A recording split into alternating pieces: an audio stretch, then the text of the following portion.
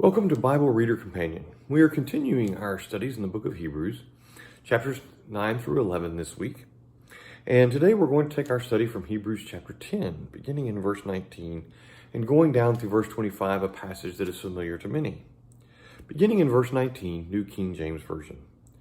Therefore, brethren, having boldness to enter the holiest by the blood of Jesus, by a new and living way which he consecrated for us through the veil, that is his flesh, and having a high priest over the house of God, let us draw near with a true heart in full assurance of faith, having our hearts sprinkled from an evil conscience and our bodies washed with pure water. Let us hold fast the confession of our hope without wavering, for he who promised is faithful.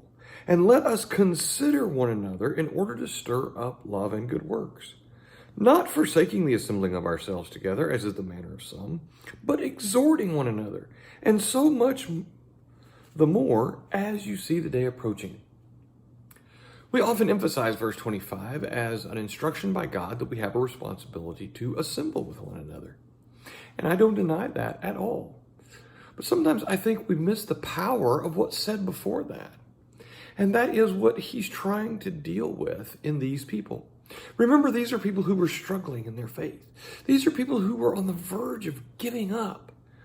And he says, look, there's something new. There's something better. We looked yesterday at how Christ had offered the perfect, ultimate sacrifice for mankind, and how much better that is than the constant year after year sacrifices under the Jewish system. And he says, look, understanding what Christ has done, that's what he's talking about in verse 19. Understanding what Christ has done, verse 22, let us draw near with a true heart and full assurance of faith. He says in verse 23, let us hold fast the confession. All of this is about encouraging them to be strong, encouraging them to remain true, encouraging them to remember that Jesus was the perfect ultimate sacrifice and he is the ultimate high priest. And he says then in verse 24, let us consider one another in order to stir up love and good works. So if you have a friend and they're discouraged, they're going through a tough time in life, maybe somebody you work with and you know they're kind of down.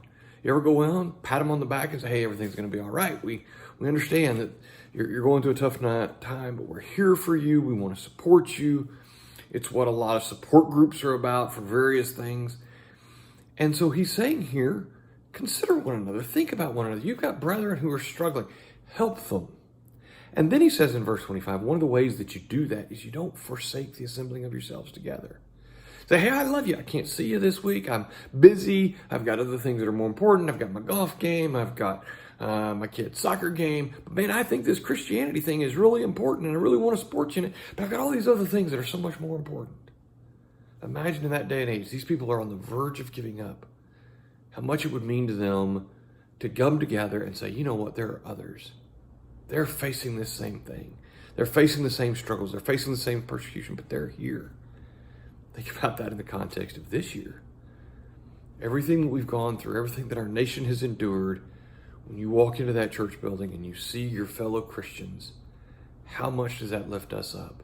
And when we're not there, how much is that a discouragement to others? Thank you for thinking on these things, and we'll hope you'll join us again tomorrow.